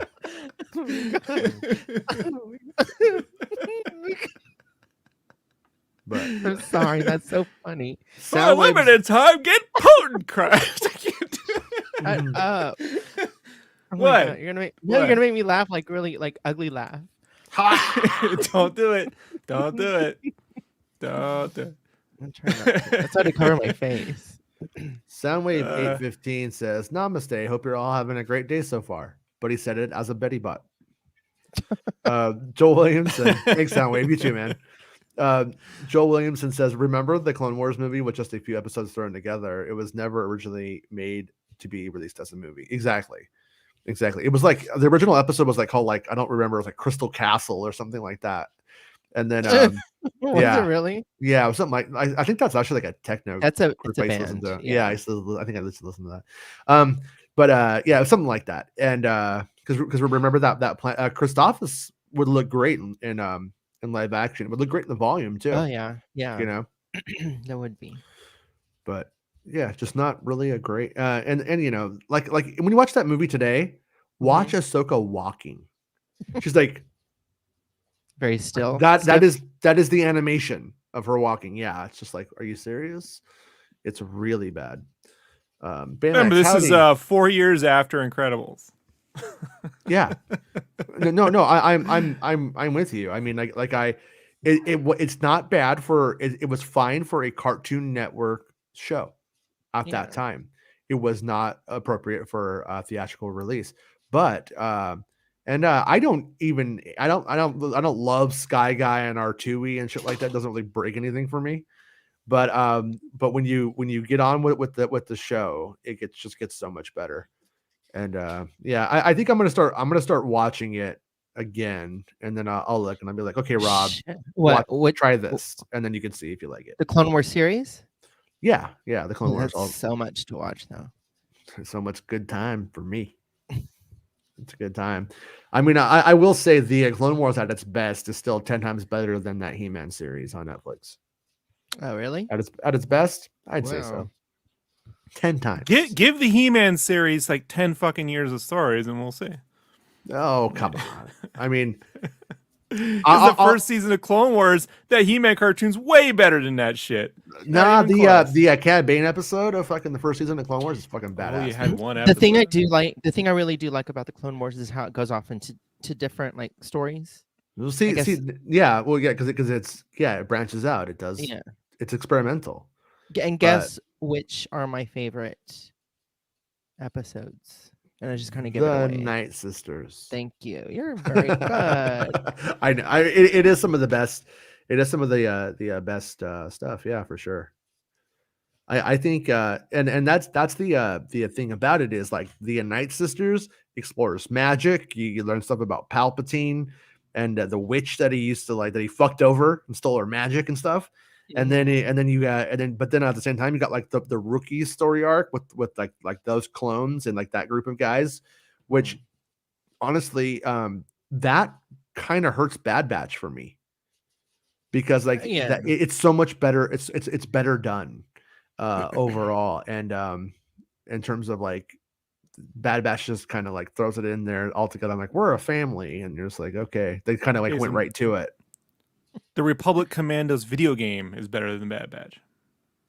Yeah, I can't stand the Republic Commandos. I think they are the stupidest fucking design of all time. I just hate them. I don't like when they make something very sleek and something look bulky and dumb. It like literally is. It to me, it's like designing in reverse. Are those the ones Lucas that tried have to like do that. Like the glow, kind of like the glowy look? Yeah, don't shoot me. I just have a giant fucking lit up visor for you to aim at. Like, it's pretty dumb. You just described Batman, Jason. Batman's eyes don't really glow. He's got a giant yellow circle on his chest. Sometimes. And he does in the movie we all love. Yeah, but he's not a soldier. He's Batman. He can handle it. Oh, you never read a Frank Miller comic. This guy. He's just in a mode. He's in the mode. He's gonna start. Y'all are gonna start wrestling. He's in contrarian mode. He's like, I'm a little contrarian crunch. Tyrant says, Party a complete internet breakfast. Tyrant says Captain Crunch is more responsible for gum damage than Mike Tyson. That shit will scratch up your mouth. Oh my god! If you see, here's the trick: you can't get too into it. It's easy to get into the crunch. You get lost in the crunch. So was Captain Crunch similar to Donkey Kong cereal? Have you never had Captain Crunch? Yes, I just forgot. Well, wait, you forgot Captain Crunch, or you forgot Donkey Kong? I forgot how it tastes. No, I remember how Donkey Kong tastes. I mean, you know, I thought it tasted similar. I don't remember Donkey Kong cereal. It's all just corn and sugar, Max. Mostly, you know, like the levels of sugar to corn vary depending on which way they're going cheaper. The Donkey Kong cereal, the last time I ate it was in 1983, so I'm trying to, you know, I have a good memory. Trying to go. I remember. I remember the box packaging because I'm an artist. You know, I liked Pac-Man cereal and the Pac-Man ice cream with the gumball eyes. I yeah. would say it's very, very similar to the Batman cereal. If you remember the Batman cereal. That I did not eat. It was I it can't was help it you. was kind of like it, but it's still different. It was still different. Well, that's because the Captain Crunch had its own blend of herbs and spices. But also the Batman cereal didn't it was like coated. It had like a Did you eat it dry? No. Is that why it no, scratched through? Well, I'm sure I did. I'm sure I ate it with milk, and I probably ate it like a savage at times too. Gross. But yeah. I mean, went to the 99, not 99. I went to Dollar Tree with my daughter. See, I learned this thing about my daughter. I can take her to Target and leave Target having spent $75 on bullshit she wants that I'll give into, or I can take her to Dollar Tree and let her get like 3 things, and it's the same amount of happiness. And so I took her to Dollar Tree, but she wanted a Pokemon cereal. I was like, $1.25? Sure. And then so I got her some Pokemon cereal, and I was like, yeah. I was like, this is just the shit we used to eat when we were kids. It's awful. Tastes like tricks with marshmallows. Tyrant says, Obi-Wan. Jason, yeah. You can just buy the bag of marshmallows now. No. You can get that. It's possible. Yeah. But the cereal marshmallows are like a little harder. So they have that like Who texture cares? when you. Well, it's different. It is different. It's all diabetes. What does Yeah. it matter? On my like my deathbed or my execution dinner, whichever comes first, I just want like a giant bag of Lucky Charms marshmallows without the thing, just the marshmallows. Just want to fucking eat it. I'm dying anyway. And not for nothing, but the ET cereal was pretty fucking horrible too. If you remember that, like it was like these little ET turds. Yeah, little ET turds. Yeah. Nothing was as bad as C-3POs though. And my love for Star Wars, I still got it. That It was was the just worst. basic, like it just It tasted was like Cheerios, right? It was like A little Lucky bit. Charms without the marshmallows, pretty much. Yeah, it wasn't even Cheerios had flavor. Like Yeah. 3POs was worse than Kix. I never No. ate 3POs. Yeah, it was Did you eat the essentially Mr. Lucky T Charms. cereal? No, That's Yeah. Captain Crunch. no. I had Mr. T cereal too. Just watch the cartoon as well. And No, sure, my Oh, mom- whatever. I don't know. tried. My mom, she was a little specific with the cereal that I bought. She didn't buy like a lot of sweet cereals too much. Yeah. It's boring. Ugh. I'd eat oatmeal and shit like that. my mom tried to pull a fast one on me one time. She didn't have any milk, but she had some powdered milk, and she didn't want to go to the store. So for my cereal, she tried to give me powdered milk in my cereal. I saw right through that fucking shit. I'm the bastard. The bastard knows. I was pissed. It's like, what is this? What is this? Well, I'm watching my Silverhawks. You know. Oh my god. Young Boomer says, I think I skipped that one. Tyrant says, Obi-Wan having been in a relationship with Satine, saw Anakin's awkward ass and was like, sure, go play with Padme. If you are only human male in the face of the bush, you can't be that desperate. Yeah. Remember, he was a sweaty motherfucker. Remember that in the opening? She's like, you're sweating. And he's like, I'm a sweating motherfucker from Canada. Space Canada. I'm sorry. The young boomer said, if only they had a baby Yoda and not a baby Jabba to look after in the movie. Oh my god. I do kind of. God. I'm kind of Yeah, glad that they didn't though, Yeah. because it would. What we have now is like super special. I don't think that it would have worked then. Yeah. Same guy. What? Creator of the baby Jabba, of Rada, Stinky Baby, and Baby Oh. Yoda. Same guy. It was kind of cute though. Yeah. They actually made a backpack toy of Ahsoka's backpack with stuffed Rada. Rada the Hutt in the back. I That's thought it was pretty cool. cute. I thought it was Yeah. cute. Yeah, I think it was, but it was still, a space larvae or larvae. There were rumors that he smelled, but It was stinky. I don't believe that. I think he was shitting. I think, to be fair, I think he was All thinking, baby shit. yeah, Jabba, They're all little Jabba stinky. shits, Yeah. little what was it? ET shits, little ET cereal shits. And if they're lucky, they're shitting Captain Crunch cereal. Oh my god. Yeah, Tyrant says, when I rewatch Clone Wars, I usually start at season 3. Then I rewatch Rebels. Well, I don't watch Rebels. I pick up 10 episodes of that entire run.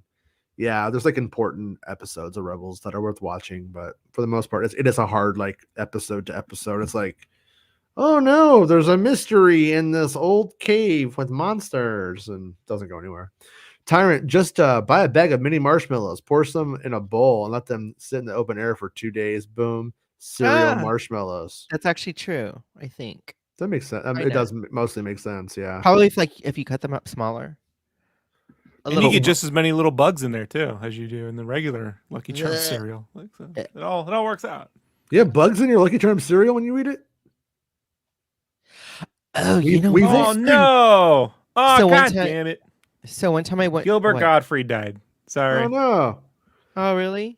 He was the best Dracula ever. Aw. Yeah. Why are you looking at news and I'm not paying attention to the show? He has Gilbert Gottfried alerts on. Nothing. As we all do.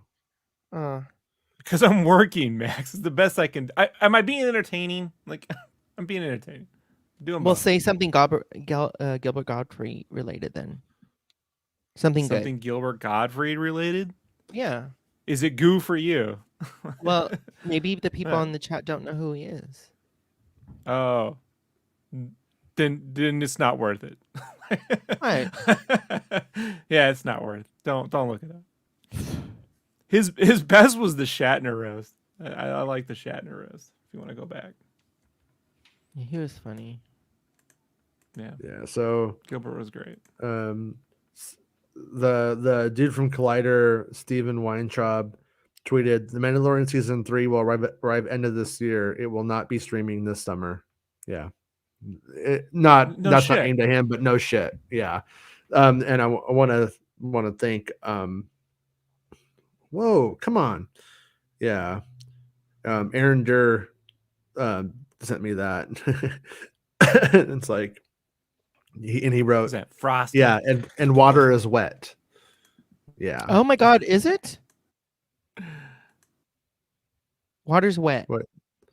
Water is wet. But it always stays crunchy. It Captain Crunch. Okay, that's enough. It's all. In other news, Captain Crunch cuts up your mouth.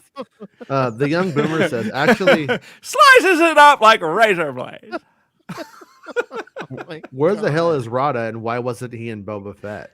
I like to imagine that he didn't want to take over the crime family, and so he joined a band.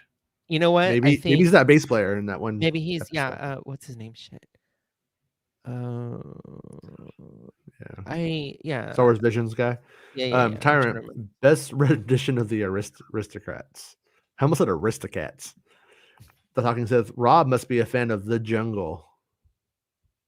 Welcome to the jungle, baby. You're gonna die. Like Concrete Jungle? No, that movie. I was thinking like when I was trying to hurry because I was at the store coming back. When you're pooping? So I was huh? What? Wait, is he talking about the Upton Sinclair book? Sorry, Max. I think the one with where they learned how all the sausages were made. I'm trying to figure out like how did that get in with what I was doing? Well, bad beef, bugs in your Captain Crunch. I don't know. Oh, maybe. All right. You never got a cornflake that looked like there was a little turn there? It's a bug. I mean, I've had like burnt ones, but never. I got crickets in frozen dinner once. I remember going to a convenience store when I was a kid. I got those little mini Reese's Pieces Buttercups. I was at the store and I opened it up and there were maggots. Nice. Yeah. It's just no, they're not maggots. It's rice, Michael. It's just rice, Michael. They were moving. It's rice, Michael. They were maggots. Can you keep up, Michael? Why are you calling me Michael? It's pretty quick. You know they did concept art of Obi-Wan with him as Obi-Wan. It's Kiefer Sutherland writing the episode 1. It's in the book. It's in the art of episode 1 book. Yeah, that's great. What were you saying, Max? I'm sorry. Oh no, with the which part? No, I just said that I had gone to the store when I was a kid. Oh, and maggots were in my Rice Krispies. Rice peanut butter. You're like, wow, Reese's has done it again. They look just like maggots, but they're candy. These are probably like candy cigarettes. I think I'll smoke one if you know what I mean. Nah. No, No. no. Okay, good job, because that would have Not been like bad. You're like a fly now, like a little fly. I no, I remembered what I was gonna say. That because I was in a rush to get over here. That's why I was sweating. Like I was kind of walking fast. Just like Anakin in Attack of And the it's Clones. hot out. Well, I live in Texas, so it's hot outside. Just like Anakin in And- Attack of the Clones. Exactly. And then I figured, you know what? I've been to this. I'm always late to the show. I think I'm going to be late to my own funeral. That means you're gonna live to be 101 instead of 100. Good. In Lego Star Wars, when Mhm. they do like really important pieces like story, you know, like montage stuff, like you'll hear like the voices, Mhm. and it'll be like, "You were the chosen one, Anakin." You know, it'll like have that kind of lines, Yeah. and then they'll just put Anakin going, "I hate sand," and then it'll just be like in like all of them, like any single time. There's like all this like dramatic stuff in the middle of it. I hate sand. My kids think it's the funniest thing ever. But yeah, but shit, I was gonna do a cameo for Gilbert, but I wanted to hear his version of Star Wars Aristocrat. Yeah, that does suck, man. You know, I'm not gonna lie, you guys. I am a huge fan of Problem Child, and I think it's maybe Gilbert's best. He was in acting there, role. right? Yeah, he was the guy who gives the Problem Child to John Ritter. Yeah. Doesn't he have? Isn't his like iconic look like he's like very squinty faced? Yeah, and he does screams. talk. I used to also watch him. He used to there used to be the show called on USA called Up All Night. Yeah. And it had a couple Yep. of different hosts. It would either be like Rhonda Rhonda Shear, Shear. who was I used to Yeah. just beat off to when I was like 12, or it was Gilbert Gottfried. And You yeah, would beat off to Gilbert Godfrey. just to beat off to Up All Night because It's it just changed, showed but- like booby movies, like Yeah, like I D-grade kinda- 80s movies, you I know? can't remember that. Yeah, it would be like, you know, so There was nothing so- for me in that show. So I was like, yeah. I mean, and all there was in the 90s was just boobies. like, where are the That guys? was it. Come on. Yeah. Yeah, that if you wanted to see Wiener, you were not going to see it pretty much anywhere, unless it was porno. But I'm talking about like TV. God, No Wiener on TV. I remember like I'm gonna call out some people, but I remember I'm not gonna say who. Okay. Discovering Rob. like cassettes. Rob. Like no. No. I think everybody. I think a lot of people is younger. Mhm. You kind of go snooping and you Oh sure. discover things, and you're like, what are they doing watching this?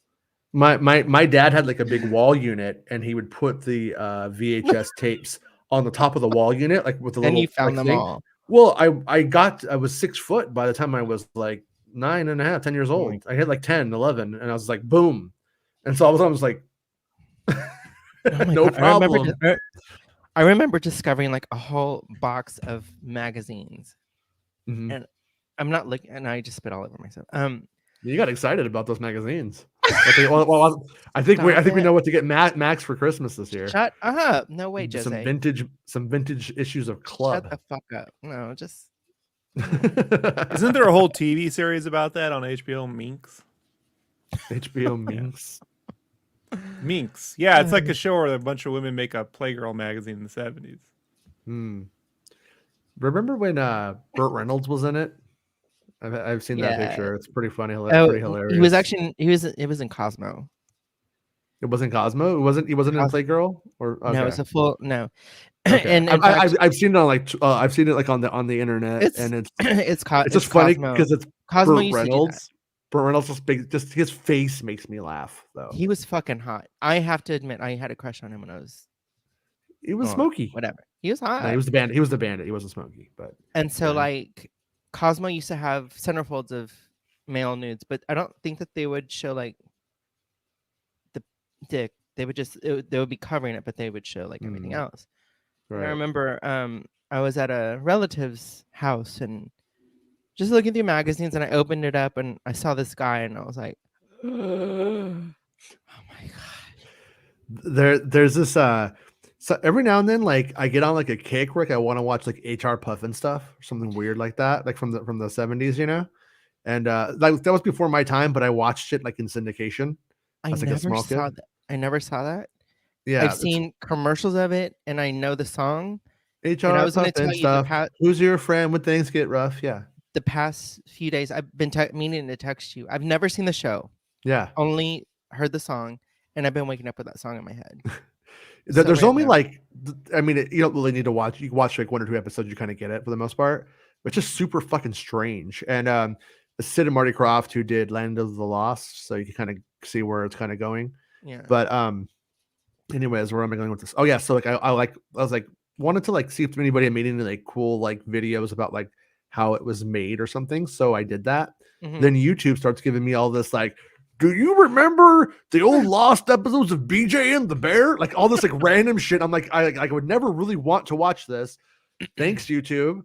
But I fall asleep with YouTube playing, and Oh, all of a God. sudden, You have all sudden, this shit. yeah, it like goes down that rabbit hole. But I wake up and it's like this old guy who does these like explainer videos for shit that like you would think nobody cares about, but he's got serious views on these Of videos. course. So, Yeah. but it's like Burt Reynolds was doing this cowboy movie, and he was in love with this co-star Rhonda blah blah blah, but her boyfriend slapped her in the mouth like she was nothing but a street hussy. So Burt Reynolds beat the shit out of him and beat him, and then he died. But police said, we don't know how he died, and Burt Reynolds got away with it. Like, it's like every video is like that. Oh my It's gosh. like these like old like 70, but yeah, Burt Reynolds just totally beat the shit out of this guy and like totally killed him. Wow. It's kind of cool though, because the guy had it coming. Like I totally fucking had it coming. And I was like, yeah, Burt Reynolds is kind of like Batman in a way. It's really funny because like Kills. so obviously I'm really into disco right now because I'm for a reason. Hootie, I like Hootie disco. Right. Yeah. So what kind of sucks is that based on your searches on YouTube, you start getting all this shit, and even if you accidentally click on something that you're not interested in, then you Yeah. get all that shit, and then you kind of start watching it, or you click on it and you're like, shit, I didn't mean to. I don't want to see all this Yeah. other stuff. You know, it's just weird. Yeah, the like last person that I was like seriously dating, Mhm. like we had the best like she didn't like Star Wars, but everything else was perfect in terms of like our interests lining up and shit. Mhm. And it was kind of funny because I would like go to her house and we would put on YouTube and you could see what it recommends versus what it recommends to me. But it would be like you could see how it's like these like branches. Uh-huh. Like oh, you watched this Courtney Love video, Yeah. then we're gonna really push these things on you really hard. Like it just decides what it's gonna push hard on you, like no matter what. And I could see it like through the true crime and through the music and all that kind of shit. Like it was Oh my like all like God. these same videos that and yeah, it's pretty fuck YouTube. Anyways, Tyrant, the softest of softcore porn. Yeah, it was when the Spice Channel went on scramble enough, you did what you could. Tyrant, my dad's stash was in the same drawer as his gun and personal stash. That was an interesting day for me. You're like, yeah, you're like porno. were you like that? Because that kid on 90210 want to see my dad's gun. That happened in 90210. Oh, and it happened in Children and love AR-15s and Captain Crunch. yeah. Oh gosh. Baymax has arrived. Cannonball Run and Smoking in the Bandit movies were some of my earliest VHS memories. Yeah. I strangely don't think I saw Smoking in the Bandit 1 in the theater, but I saw 2 On cable. No, in the theater.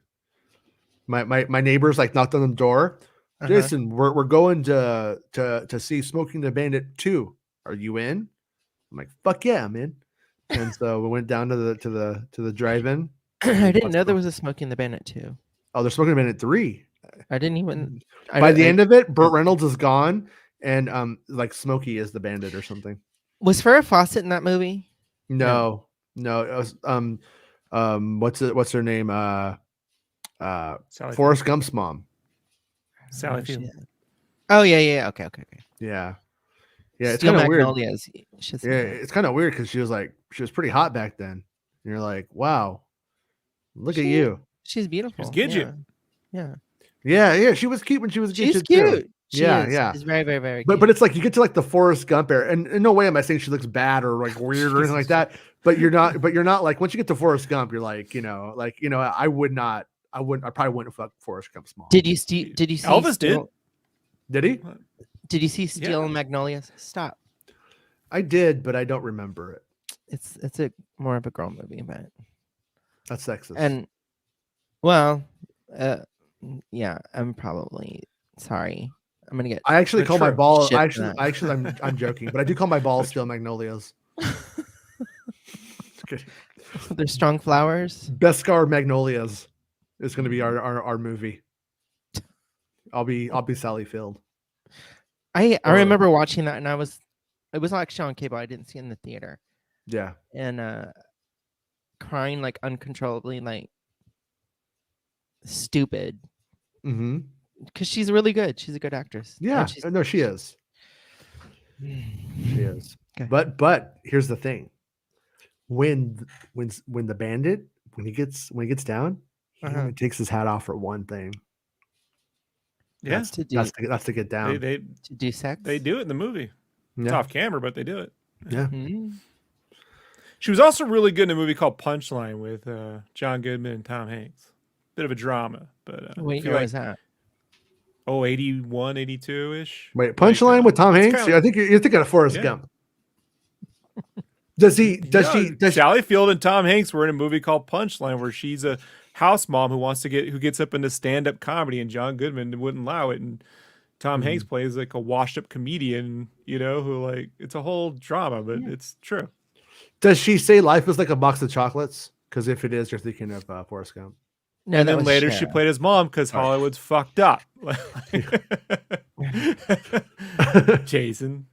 Yeah. I was running. The young boomer says Sally Field, the intermediate Aunt May between Rosemary Harris and Marissa Tomei territories. Yeah, that's a good way of putting it. Yeah. All right. Well, anyways, we're gonna call it. Oh wait, I missed Baymax's comment. Just read the article. So, whoa, what are you doing, machine? Just read the article. So they're gonna use Kenobi to sympathize with Reva. I don't know if I would necessarily put it that way. Is like she's gonna be like evil the whole time. She's an asshole, evil person the whole time. She's the bad person the whole time. But with respect. But I think like, well, I'm actually going to say kind of like Qui-Gon letting Obi-Wan go and bang Satine. He's like, they don't just shut it down. I think they give a little bit of leeway, hoping that if the right conclusions are made. My friends used to call Qui-Gon Jism. Qui-Gon Jism. Qui-Gon Jism. Yeah. That's my porno star name. So can I say real quick? Yeah. Anybody, and I'm sure that they missed it because we started early. So at the beginning of the show, my friend has a music video that I'm in. I was asked like sometime early last month from a mutual friend.